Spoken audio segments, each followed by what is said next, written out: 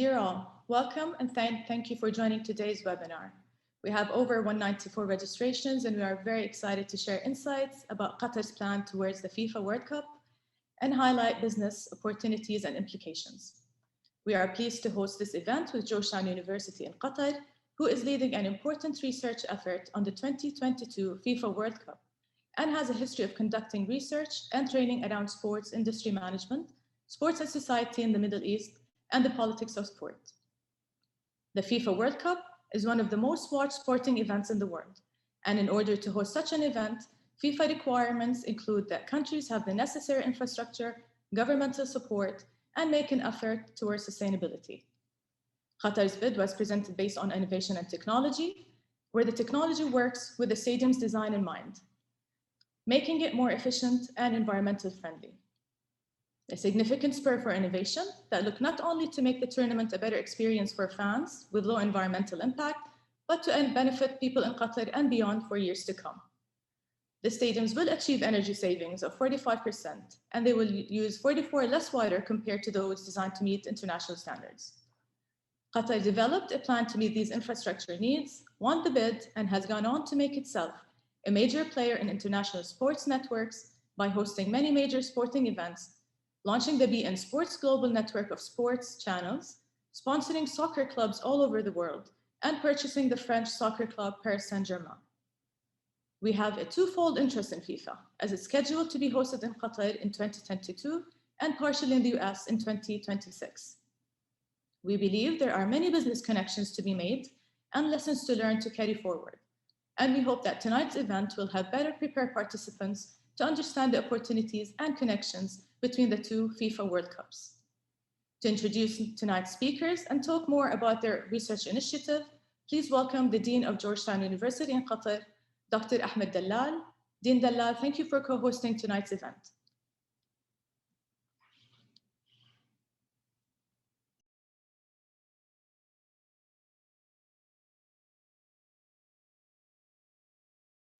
Dean Dallal, you need to unmute. Sorry about this. Thank you, Sheikha Mayes. It's a pleasure to partner with the US-Qatar Business Council.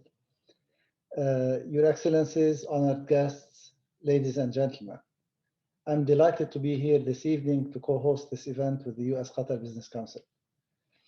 As academics, we are at our best when we can share our research and insight with others. And taking part in events and activities which bring together diverse stakeholders to garner feedback and disseminate these research insights is an important part of our work. Tonight's topic is of interest to us at Georgetown University in Qatar because, as Sheikha Mayes pointed out, the 2022 FIFA World Cup will be held in Qatar and the 2026 event will be held in the Americas.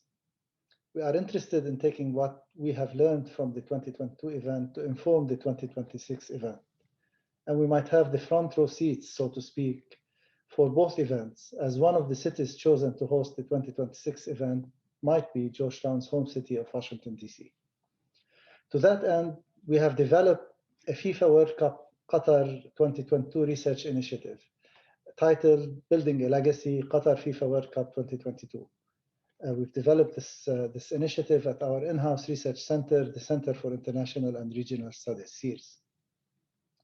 The initiative leverages the knowledge of a network of GUQ and global scholars and experts, and facilitates multidisciplinary research on Qatar, sport, and society.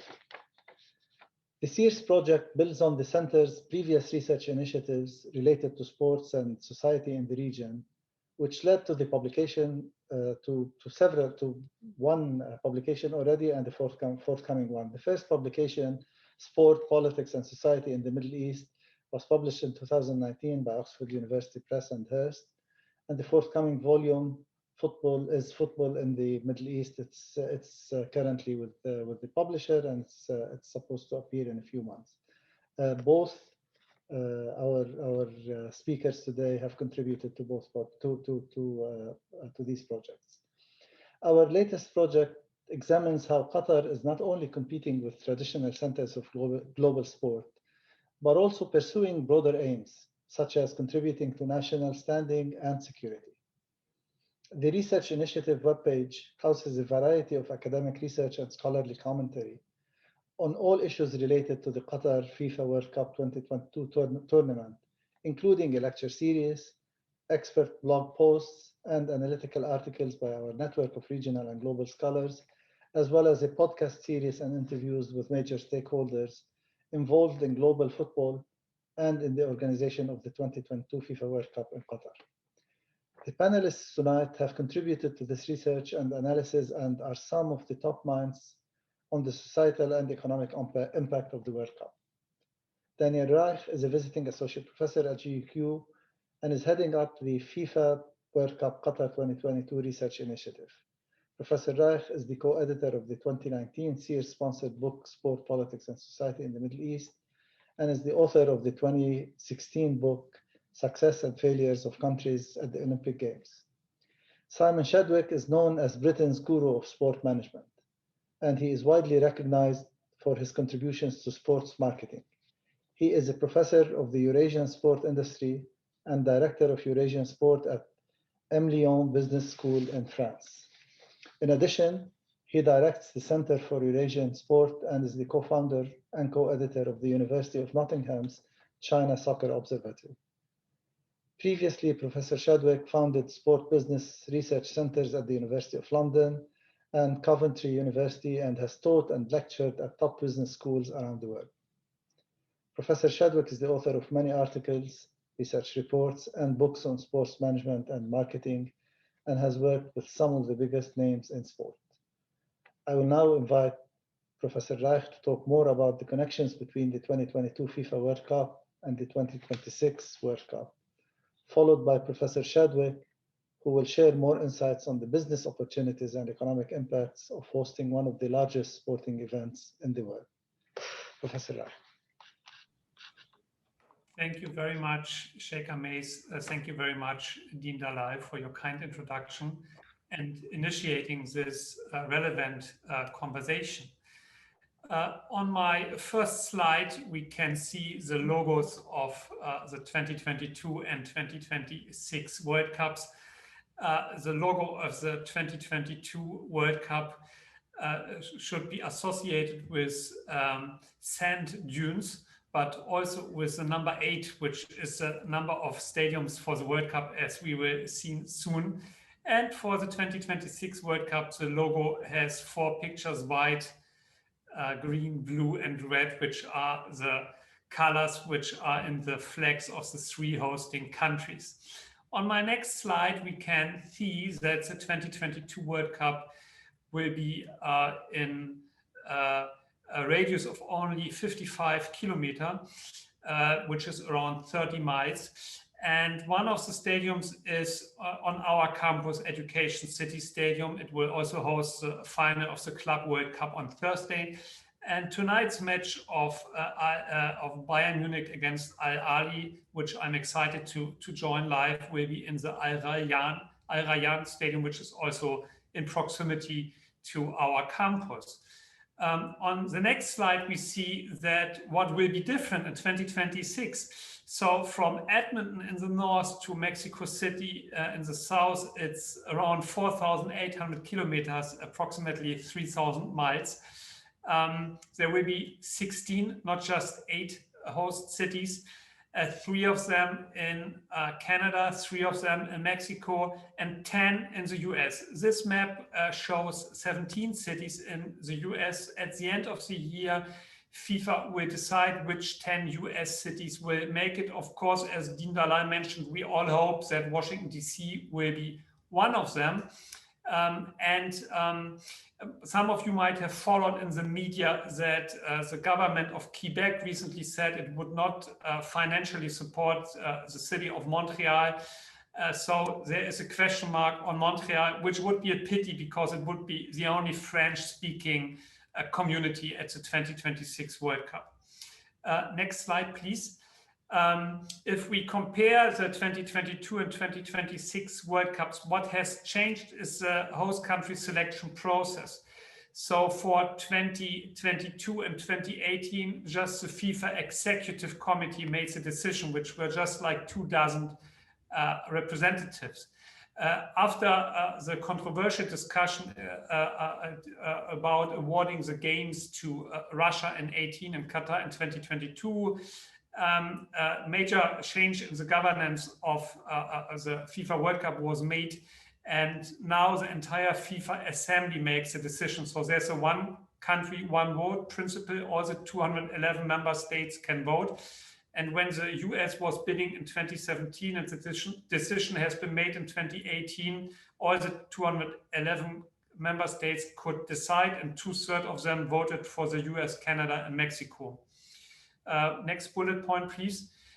So from a business perspective, the main difference of 2022 and 2026 is that we're talking now about one market, Qatar, while we have in 2026 many markets, 16 cities in 3 countries. Next bullet point, please. And we are moving from 32 to 48 participating countries because FIFA decided that football has become a truly global game and more countries can be involved in the event.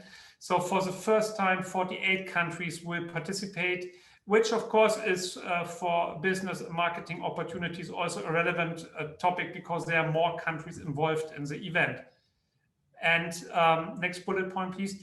And so the World Cup 2026 slot allocation shows that in Asia there will be 8 instead of 4 countries participating. In Africa, 9 instead of 4. These are major improvements, but still the Eurocentric a characteristic of FIFA and global football is not changing because Europe is still most represented with 16 countries. Although the number of member associations in UEFA is similar to the number of member associations in the African Football Association, and in Asia there are far more people living. If you add the numbers, it's 46, so there are 2 missing. There will be playoff matches between the confederations for the remaining last 2 spots. Next slide, please. Next bullet point, please. So this will also affect the number of games. It will be 80 games instead of 64. Of the 80 games, 60 will be in the US, 10 in Mexico, and 10 in Canada. Next bullet point, please. And one issue I would like to briefly discuss is the fact that we are moving from one host to multinational hosting. Next slide, please. So this happened in the history of the FIFA World Cup just once in 2002 when Korea and Japan were hosting the World Cup. All other FIFA World Cups since the early 1930s have always been in just one country. However, if we look at second-tier sporting events, there is a trend towards a multinational hosting. I give here 2 examples. Handball, a sport many Americans don't know well, but as a German, I'm closely following it. Handball's European Championship last year was in 3 countries, Sweden, Austria, Norway. The last European Basketball Championship was even in 4 countries, Finland, Israel, Romania, and Turkey. Some of you might joke that 2 of them are not in Europe, but it's not true when it comes to sports. They both belong, Turkey and Israel, to European sporting associations. So next slide, please. When we ask what are the drivers for joint bidding, why do we have this movement towards joint bidding? There are 2 factors. The first one is economic, because mega sporting events, there are a lot of demands from the sports governing bodies, and this usually is costly to host such events. And joint bidding gives the opportunity to share the cost burden. But the second point is also political. So the US does not need to co-share with Mexico and Canada for economic reasons. I mean, the US has all the sporting infrastructure, not just from professional sports, from NFL, but also from the college sports. I mean, some of the largest stadiums are college stadiums. The all-time world record in attendance at World Cups is still from the 1994 World Cup in the USA. No, they don't need to do this for economic reasons. They do it for political reasons. They were bidding in 2017 at a time when the US was associated with its president who wanted to build a wall at the border to Mexico, and Mexico should pay for it. and who was associated with tough immigration policies. So this was a very smart move to bid together with Canada and Mexico to send a sign to the global community that there is a sense of unity and collaborative efforts in the region. And I think it was one of the reasons why the World Cup was awarded to the US. And Qatar is a similar case to the US. I mean, Qatar has the resources to host all kinds of events, but there might be also political reasons to think about co-sharing. And one big discussion that we will get in Qatar after the World Cup is bidding for the Olympic Games. And I believe one obstacle for getting the Olympics is the climate, as we saw in the 2019 World Athletics Championship in Doha, which was a fantastic event, many world records, but there was a lot of negative media coverage globally because of the marathon event, because many athletes were not able to finish the race because of the temperature. And I think Qatar could think, for example, when it comes to the Olympics, maybe to have the marathon event in another country, such as Turkey, for example, which is a friendly state. So this will be a big issue in the years to come, joint bidding, and I think it might be even an issue for Qatar to do this for political reasons. Next slide, please. I'm concluding with some remarks on our research initiatives that were was already mentioned by Dima Wahbeh in his opening remarks. So we have launched at Qatar, at Georgetown University, Qatar, the Qatar FIFA World Cup 2022 research initiative. There at this point 3 main components. First of all, a lecture series with 2 big lectures per semester. The next one is on Sunday because of the situation online, with Sebastian Abo, who wrote a best-selling book on Football Dreams, a program by Aspire Academy to search for football's next superstar and to invite talents from Africa and Latin America to practice and go to school here in Doha. We have a blog which discusses different questions. The last one that has been discussed was, did the World Cup contribute to lifting the blockade? There were like 2 different posts, so check it out. And we have a podcast series. You can subscribe to it on all different podcast platforms, Apple, Spotify, SoundCloud. Just type in Qatar FIFA World Cup 2022 and you will be directed to it. The last podcast, for example, was featuring some Qatari women who play football and work hard to establish the game for women in the country. So this is so we want to continue the dialogue on the changes, the social, political, and economic changes that the FIFA World Cup 2022 is causing in Qatar. And we look forward to this dialogue and hope that many also who attend today's event will participate in this discussion. So I would like to, next slide, please. I would like to thank all of you for joining today's event, and I look forward to Professor Chadwick's presentation.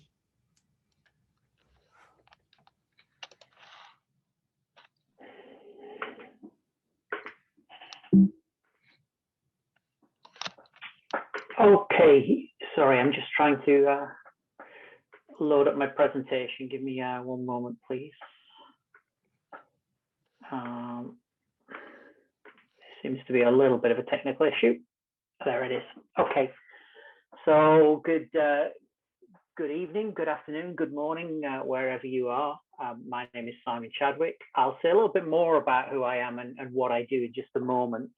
My presentation is going to be relatively short and sharp, and I'm responding to 2 questions in particular that the US-Qatar Business Council asked me to talk about. So if there's anything that I leave untouched, by all means, do post in questions, and we can hopefully address some of those questions once my presentation is over. I'd immediately just like to say 2 things. One is to come back to Danyel.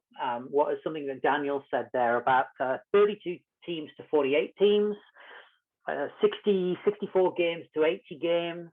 And I think one of the great talents of Gianni Infantino is to think in terms of everyone's a winner. And what I mean by that is because obviously by staging more matches, by having more opportunities for teams to play, there's a political agenda that is furthered there. So in other words, it's about democracy, and it's addressing some of those Eurocentric issues that Danyel referred to earlier. But at the same time, more matches means more selling opportunities. And I guess in terms of the parameters of this event today, we're here to talk about business and industry and the economic impact of such events. And it's very important to keep that in mind. Bigger tournaments create more opportunities to sell.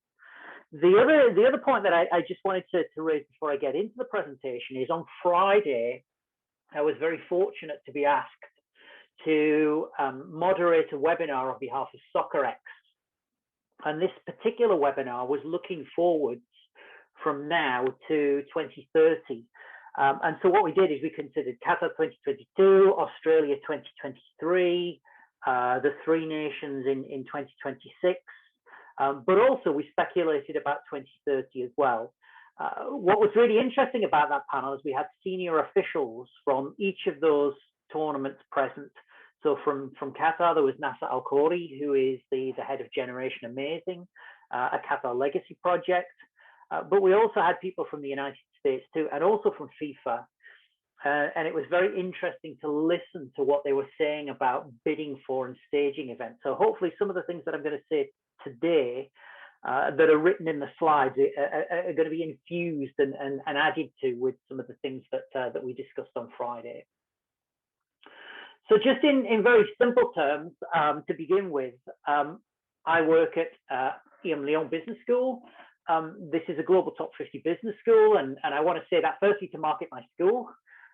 This is a selling opportunity, but also I come from a very different angle on these issues to Danyel, because my background is working in business schools and working with businesses, and I have a particular interest in environments where sport, business, politics, and also digital technologies come together. And so I approach it from that angle. Just to highlight a couple of things for you, I continue to work actively and extensively in Qatar. So one of the things that I will be doing over the next 2 years, or certainly 18 months in the run-up to the World Cup, is to undertake research looking at fan attitudes. So on behalf of the Supreme Committee and in conjunction with Qatar University, what we're doing is we're surveying fans across the world to examine their attitudes. And this is an especially important piece of research because in this pandemic era, we need to know what the attitudes of people are to, for example, jumping on a plane and flying to Doha. We also need to know how they feel about, for instance, sitting in a stadium with lots of other people. We also need to know how they feel about, for instance, being in a fan zone. And so we see this piece of research as being crucial because in business and economic terms, the ramifications of people either not traveling to Qatar or choosing to travel to Qatar are actually quite significant. Now, much of this work is based on what I've done previously with, for example, the Supreme Committee. Between 2012 and 2018, I worked as a director of research for the Supreme Committee. And so I do have a strong sense of what Qatar is trying to achieve economically and industrially by staging the tournament. But I also previously worked with MasterCard too. And I mention this example because MasterCard historically has had a brand proposition, certainly in terms of its sponsorships, as being at the heart of football commerce. And so they commissioned me between 2007 and 2014 to undertake several projects for them that were intended to measure the economic activity associated specifically with the UEFA European Championships, but also with the UEFA Champions League. And I think it's certainly on the basis of what I did with MasterCard that I talked to you today. Now, how that plays through in terms of, firstly, the first question that the US-Qatar Business Council asked me to address. simple slide. And the simple slide is this. So in terms of spending and marketing and economic activity, I bundle these into various sections. I think the first section, as you see there, ticketing and travel, hospitality, pre-visit promotional activity. Clearly, one of the things that's important is making people aware of where Qatar is, how to get to Qatar. Once you're in Qatar, what potentially can you do? I'm not going to go into the kind of preconceptions that people in different parts of the world might have about Qatar. But what we do know is that the Qatar Tourism Council, for example, is instrumental in promoting the country ahead of the tournament, because easing the consumption choice that football fans inevitably have to make before a tournament is important. And so in terms of marketing communications, in terms of image and reputation management, but also in terms of creating packages that people can use as a means through which to get to Qatar is important. And so we're thinking about things like, are there tickets included in a bundle? Is there hotel accommodation included in the bundle? How do you travel from the airport to the city centre? Once you're in the city centre, where can people eat? Are there things to do for people when they are not watching matches? And so at this very early stage, there are companies already addressing these issues, and especially so because a couple of weeks ago, the ticketing arrangements for 2022 was announced. The second section that you have here is accommodation, food and beverages, attractions, follow-on visits, and a review of the research, the existing research on where the big money comes from when fans visit a country.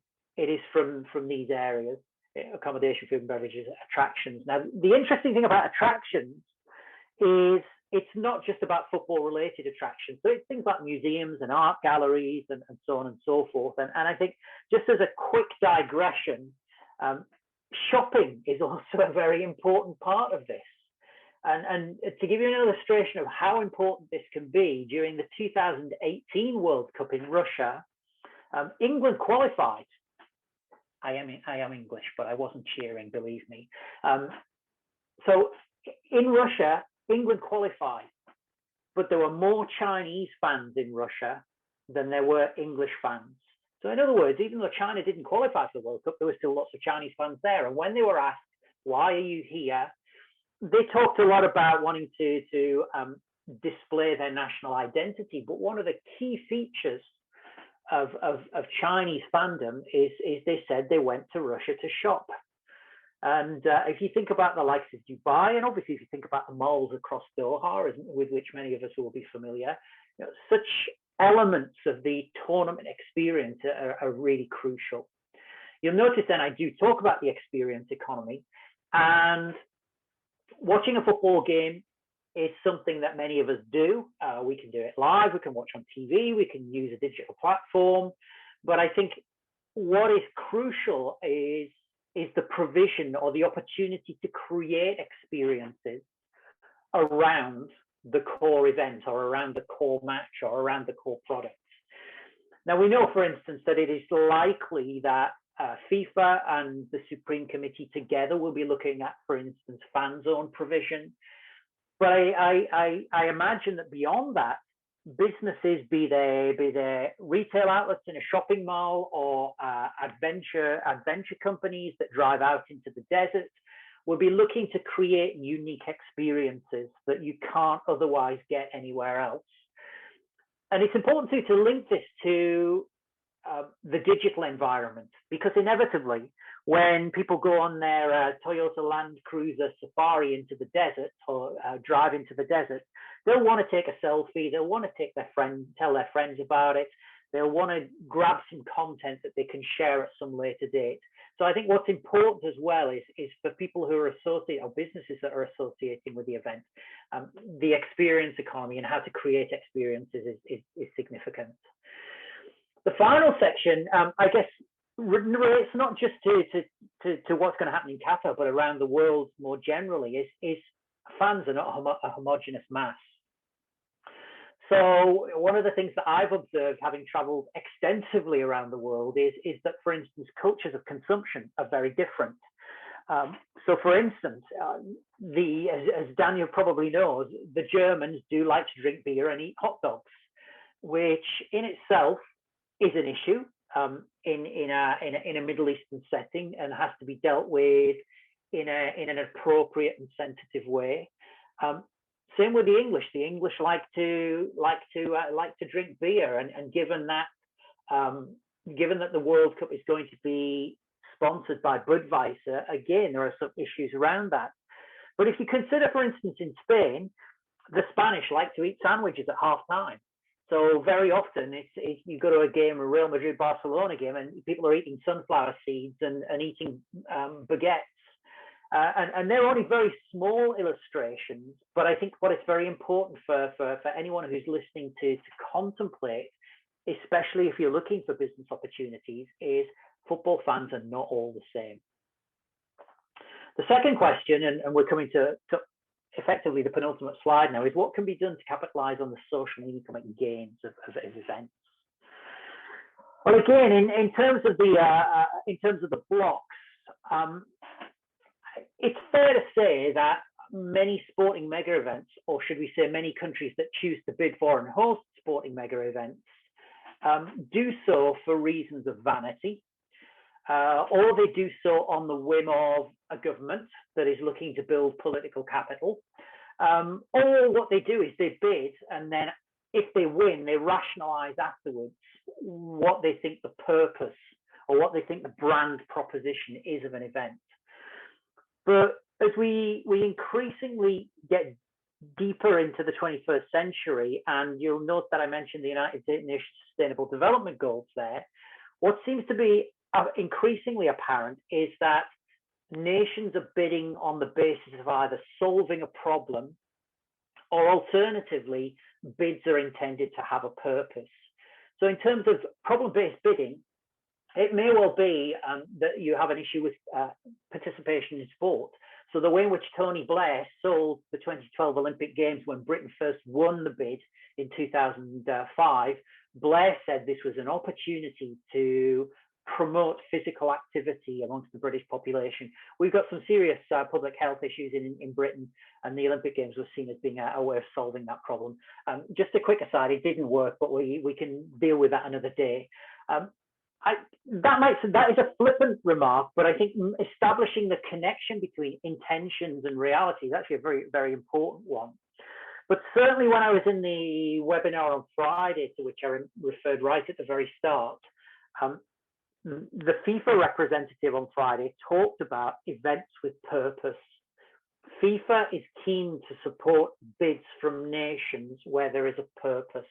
And increasingly, this purpose is being defined or prescribed by the United Nations Sustainable Development Goals. And if you're unfamiliar with these, now there are 17 of them. They were created in 2015-16. Very easy to find if you run a web search. Essentially, it's about promoting gender equality. It's about environmental sustainability, about creating meaningful employment, around removing social division, etc., etc. And so rather than bidding based on vanity, we're living in a very different era, I think, where there has to be some very solid and tangible justification for bidding. Now, interestingly, in Qatar's case, what we know about Qatar is that Qatar is dependent upon oil and gas revenues. We also know that, for instance, Saudi Arabia is dependent upon oil and gas revenues. And as Danyel inferred earlier on, one of the big issues post-2022 is who will win the right to stage the 2032 Olympic Games. And so I think for several countries, Qatar and Saudi Arabia being two examples, building an industrial infrastructure beyond oil and gas is a really important challenge that they face. We know there are issues around health and social cohesion, particularly around, for example, diabetes. We know that Qatar has some significant diabetes problems. And in business terms, therefore, promoting active physical lifestyles, gymnasiums, different fitness regimes. You can think about digital platforms and technology like Peloton being significant in this context. And there is also this sense of nation branding and soft power. So using events to project soft power, to project influence, to create attraction, but also making a country known for something. And I think above all, over the last 10 years, Qatar is now known as a place to which sporting events go. And then the final three, if you're unfamiliar with these people who are joining today, these are three examples of what ties in directly to economic health, nation branding. You have Qatar Sports Tech Accelerator, Qatar National Sports Day. Qatar, one of only 6 countries in the world to have a National Sports Day.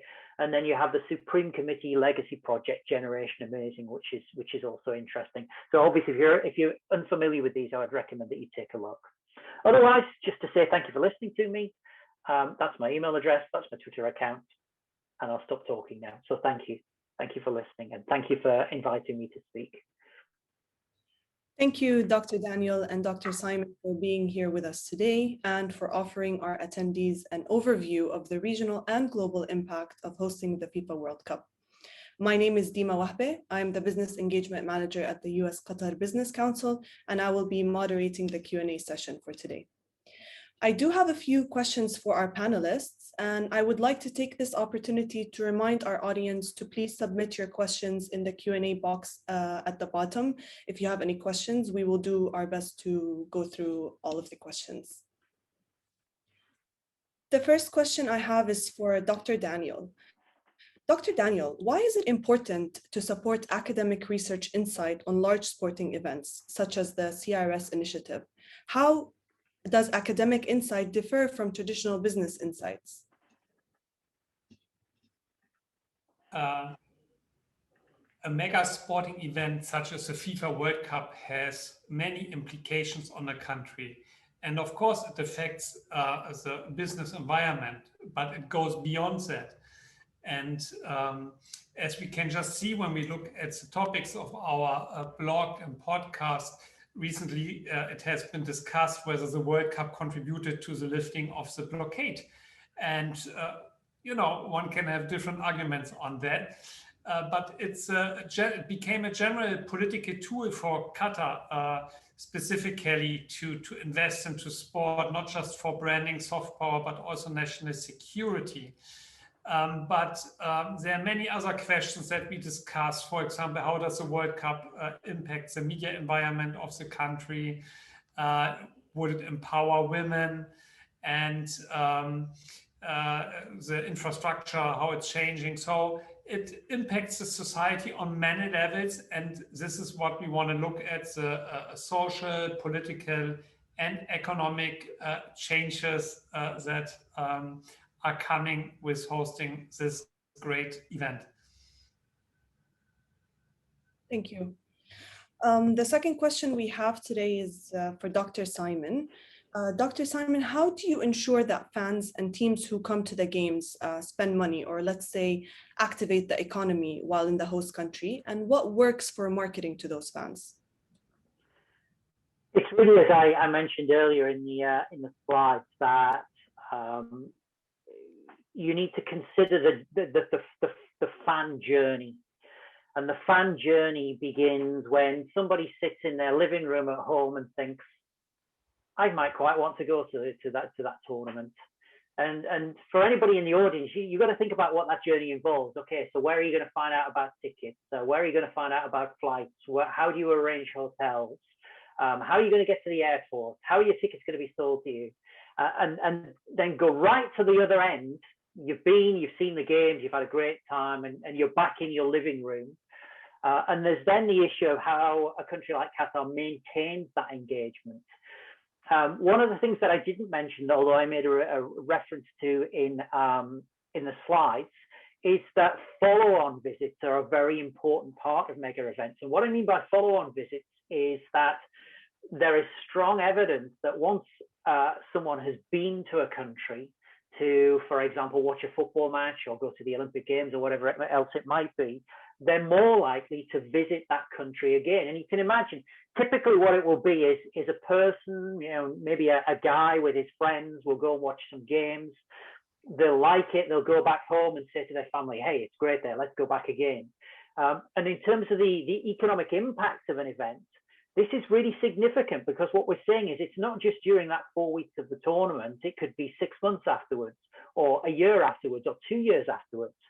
And this is why I think in Qatar in particular, we have seen the Qatar Tourism Council getting involved in number one, in launching a strategy, but launching that strategy in the context of the World Cup, and working with the likes of the Supreme Committee to ensure that fans get what they want when they're there. But also, once they've been to Qatar once, they'll go back again, and not just to visit on holiday, but obviously to transit through the airport too. Yeah, thank you for answering. Dr. Danyel, how do large sporting events like this, in which the players are male, affect the development of women's sports in the host country? Yeah, that's a great question. Thank you, Dima. There's a lot of research how mega sporting events impact sporting participation in host countries. And unfortunately, a vast majority of studies says that there is no positive impact. So by just hosting an event, it does not mean that more people practice sport. There are even cases like London 2012, where a lower number of people participated afterwards in sport. So that's the general answer for men and women. If it comes specifically to women, Qatar became a global sporting center. It has hosted so many global, regional, continental sporting events since the early 90s. It became very successful in men's sport. So it won the Asian football championship last year. We have a high jumper who is a national hero, who's world champion. But there is a bit of a gap between men's and women's development when it comes to sport. When I go into the classroom, I have so many bright students sitting in front of me, and women enter the labor market in Qatar, so they do so well. But in sports, more needs to be done. 2012, for the first time, the Qatari women participated in the Olympic Games, but 2016, only 2 out of 37 Qatari athletes were women. So really, more needs to be done on all levels. And just when preparing for our last podcast on women's football, I learned from our female students that the Qatar Football Association awards 50,000 Qatari riyal. For our international audience, that's around $40,000 to the men's Qatar University League champion. But there's nothing similar for female student football. So it might be a first step to change this and provide equal pay for female and male student football players. But that's just one example. So we really need to promote women on all levels. It's a human right to practice the sport. Everybody wants to practice. And I have children myself. It's not always that we like the choices our kids make, but we should accept them and support them. And if they want to play football, they should be able to play football. If they want to play chess or archery, they should do that, and we should support them. So the entire culture needs to change, that there is family support for the choices the children make. And I find it heartbreaking when I hear from some female students, they say, I want to play football, but I have to do it secretly, or I can't do it. So please, everybody, support the choices of your children and the sports they want to practice. Thank you. Thank you very much. I can see we're receiving a lot of questions here. We'll do our best to answer all of those questions if we can. The next question is for Dr. Simon. What can be done to capitalize on the social and economic gains of large sporting events and ensure their sustainability? Okay, so again, as I mentioned in my slides, either problem-based or purpose-based bidding for events is really, really important. What I find especially interesting about what has happened in Qatar is the role that Generation Amazing has played, because essentially what Generation Amazing has tried to do is to leave a specific legacy behind once the tournament is gone. And I think we've got to be really clear about what we're talking about here. there's been a long lead-in for Qatar. For 13, 14, 15 years from when it was first talked about as possibly heading to the country. It's over very, very quickly. So I've been at Olympic Games, I've been in World Cups, and they disappear very fast. The circus arrives in town, and a month later it's gone. And for a lot of countries, and if we look back to Rio 2016, the Olympic Games, we have white elephant venues, we have a level of public debt that I think the Rio and the Brazilian governments really didn't anticipate when they were first bidding for the Olympic Games back in the late 2000s. And so for generation amazing to be leaving its mark, I think is a really significant thing. And for those of you who are unfamiliar with GA, essentially it's engaged in investing in socio-cultural projects related to football across the world. So they're even investing in football projects in England, for example. So this is not just about particular parts of the world. It is about leaving a genuine global legacy, leaving facilities, leaving people with skills required to meet particular challenges. And I think that is the way forward from here. And increasingly, I referred to this again in my presentation, I think the likes of the IOC and the likes of FIFA won't be just looking at, who can stage this, who's got enough money to stage this. They will be asking, okay, what legacy are you leaving? What is the purpose of this? What contribution are you making to, for example, the United Nations Sustainable Development Goals? Thank you. The next question is for both presenters. How do you see the host countries for these two World Cups best leveraging their events, specifically for investment and trade purposes? Do you want to say, Daniel, or shall I? I think it's more a question for you. Okay. It's really interesting because my country, Great Britain, has worked very, very hard through the Department for International Trade to leverage value from the English Premier League football competition. And so just to give you one example, in 2017, the Department for International Trade sent a trade mission to Doha to talk to the Qatari government because, of course, the British government knew there would be some lucrative commercial opportunities available in the run-up to 2022 and probably beyond. So active trade missions is one thing, but what the Department for International Trade has very often done is it goes on trade missions with representatives from Premier League teams. So in this particular case, in 2017 in Doha, Tottenham Hotspur, the chief executive of Tottenham Hotspur, was with the government ministers when they were in town. And I guess there is a lesson here for both Qatar as an emerging football nation and the United States that wants to flex its muscles in soccer a little more, is the currency of football in political and economic terms is immense.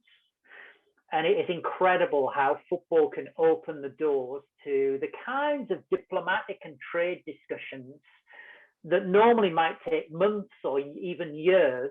If you're talking football, you could be talking about weeks or days sometimes. And I think that what Qatar and the United States have ahead of them is a unique opportunity to begin engaging with key target audiences and building relationships with them. The example I always use is I've been in several corporate hospitality areas at big championships, and it's just incredible who you see in there.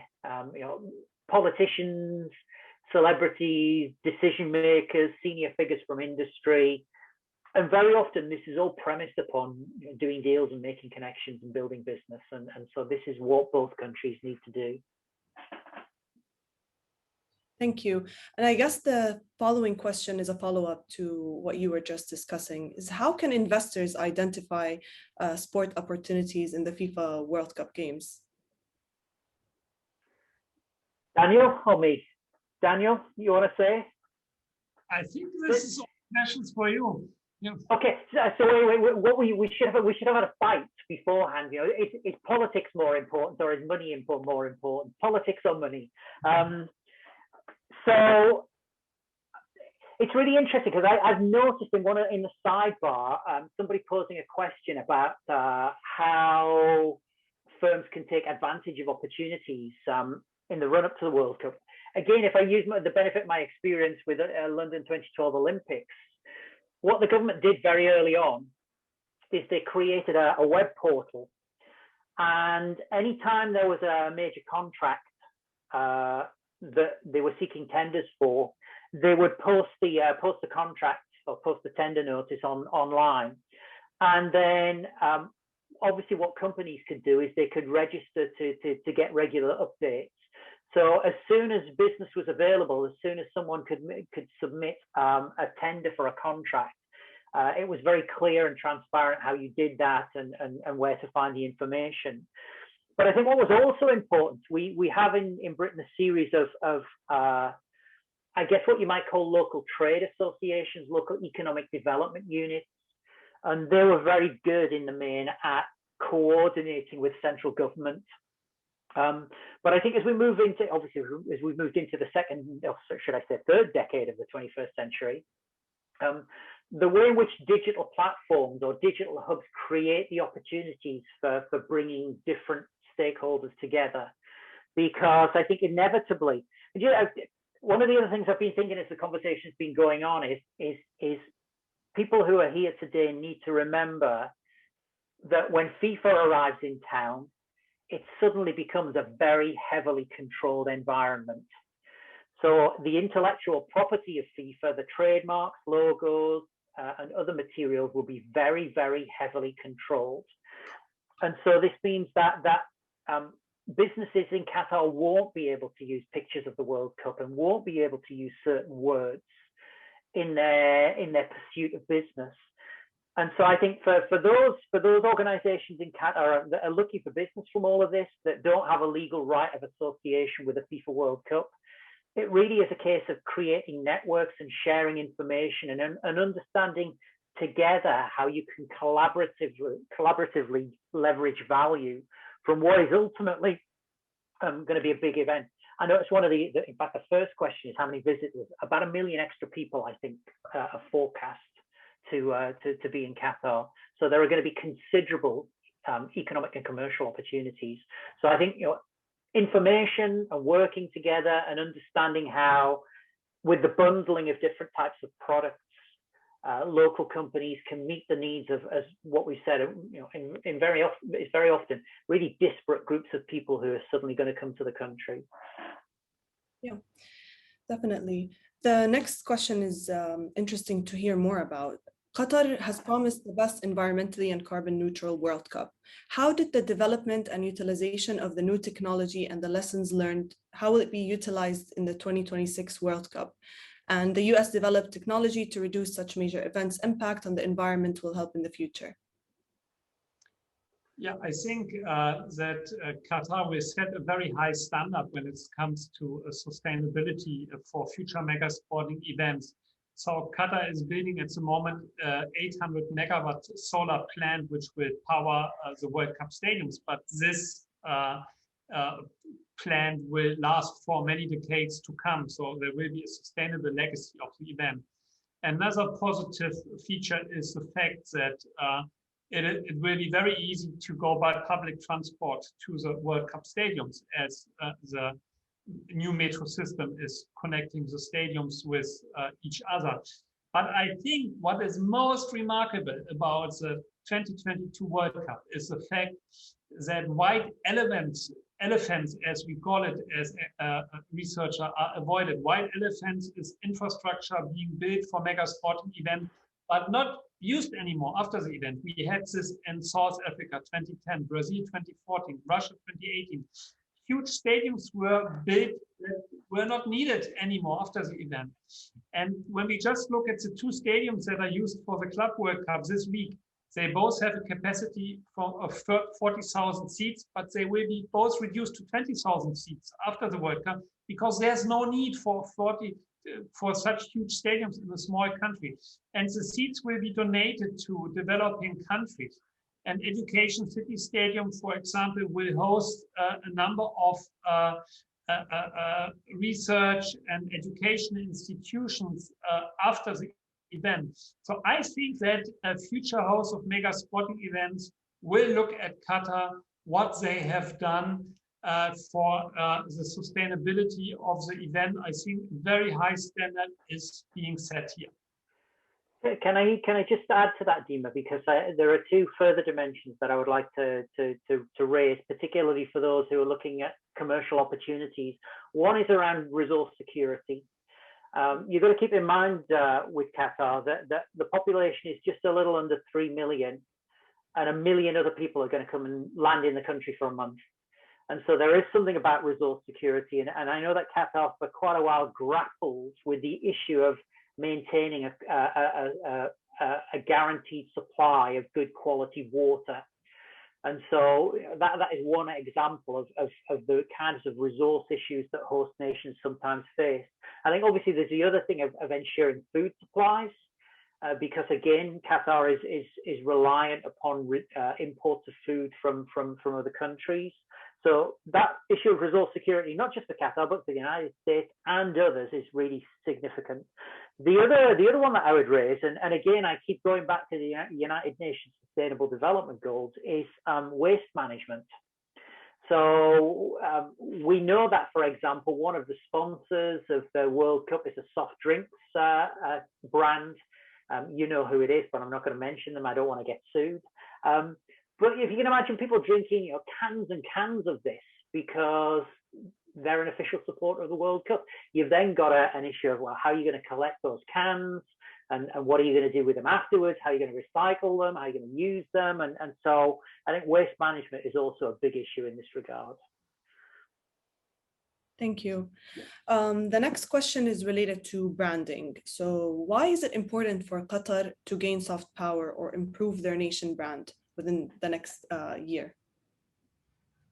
Qatar is a very small country, and so it does not want that it happens what happened to Kuwait in the early 90s when it was invaded by Iraq. So Qatar understood from early on that sport is a great tool, not only for domestic, but also foreign policy to be on the map, to build relations with other countries. And I think it worked pretty well.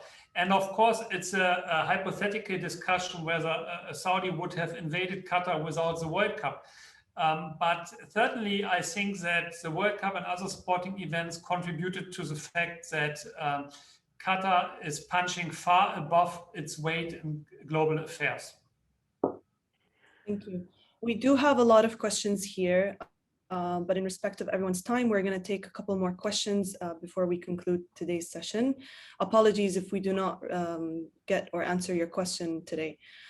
The next question is, I'm assuming as sports industry experts, what is your stance on how the US media portrays Qatar and how it will impact the US-Qatar relations in terms of business opportunities and the tournament? Well, I think it's a bit related to the previous question. The Western media, has been very negative on Qatar over the previous years. Qatar, we should not forget that Qatar won the bid against the US for 2022. That might be one of the reasons. But I think the major issue in the global media has been the situation of migrant workers in the countries. And I think that Qatar has addressed the issue with introducing a minimum wage and abolishing the kafala system. Of course, now we need to see whether it's properly implemented, but the changes took place. And I think now what some Western journalists need to understand, they cannot compare Qatar with, for example, Germany or Norway or the US. They should compare it with other countries in the region. And Qatar has become a pioneer in the region. And I would be glad if other countries in the region, without naming some of them, would follow Qatar's lead and also implement these improvements for migrant workers as Qatar did. Sorry, Dima, I've got my hand up there. I'm going to lower my hand again. If I could come back on both the two previous questions. You think about Disneyland, or you think about Silicon Valley, or you think about Bollywood. And so what we know is that just as other products get branded, so geographical spaces get branded. And branding is about making something distinctive and different. And so in nation branding terms, what Qatar has been trying to do, and I think has had some success in achieving, it's not an unequivocal success, but has had some success in achieving, is that people now know Qatar as a sporting event destination. That's the brand. That's part of the brand. To move on to Danyel, what I do a lot is I observe the Gulf region. I observe Asia in general, but particularly the Gulf region. And one only has to look at perceptions of Qatar during the middle of last year and perceptions of Saudi Arabia during the middle of last year. And I'm specifically referring here to the proposed takeover of Premier League club Newcastle United by Saudi Arabia. Saudi Arabia, I think in reputational terms, came out of that very, very badly. Whereas I think Qatar, we know that the World Trade Organization effectively ruled in a way that favored beIN sport. We also know that Qatar, rather than engaging in the same kind of trolling attacks that Saudi Arabia did, tried to maintain a kind of moral high ground. And so my view would be, compared to 10 years ago, the way in which the West perceives Qatar is significantly different to the way in which the West perceives Qatar now. And as I say, as that illustration, last summer, Qatar came out of that reputationally and in terms of popular perceptions of the country in a much better way. For the first time ever last summer, people were on social media speaking up in favor of Qatar and saying, Qatar has conducted itself in the right way and done the right things. And so I think the lesson that I'm trying to give here is that I think what Qatar is initially they were very slow. Latterly, they learned very, very quickly, and Qatar has understood the importance, the significance of strategic communications management, to manage your reputation, to manage your image, to manage your profile, to engage with the right audiences, to tell people the things that you want them to hear. Thank you very much. We have a lot of interesting questions here, as you can see, but unfortunately, we'll be able to take one last question before we conclude today's session, and that's related more to Qatar's economy. So what do you think the economic impact of hosting the World Cup in Qatar over the long term? Well, my view of it is that there has obviously been a major program of investment in Qatar that has led to the creation of the metro system and a new road network, now some world-class sporting facilities. Inevitably, there have been some real estate developments connected to that, shopping malls, leisure complexes, hotels, and so forth. And so I think what is interesting is the way in which Qatar has created and envisioned its future is in terms of using the event to drive its economic and industrial development. And that, I think, is considerably different to many such events. And if you compare it to, for example, Rio 2016, it is markedly different. My fear for Qatar, and I'm sure that the Qatari government is already aware of this, my fear for Qatar is once the circus leaves town, what happens next? But I think obviously what Qatar is looking towards is, we know the Asian Games will return to Qatar, and we believe that Qatar may bid for the 2032 Olympic Games, which will be interesting because Saudi Arabia is also looking at the 2032 Olympic Games, and it may well be that there's an opportunity for a collaborative bid, possibly. And we're led to believe that that's something that the likes of the IOC and other such organizations are encouraging more and more. So, as I say, I'm looking forward to the next 18 months in the tournament, but I'm then going to be looking to see what Qatar does next, because I think that is absolutely crucial in terms of sustaining the economic benefits that Qatar so far has been able to accrue from hosting the event. Thank you very much. Before we end today's session, I would like to thank our partner, Georgetown University School of Foreign Service in Qatar, for co-hosting today's webinar. And I would like to wish our attendees a happy National Sports Day. Thank you very much for tuning in. Thank you.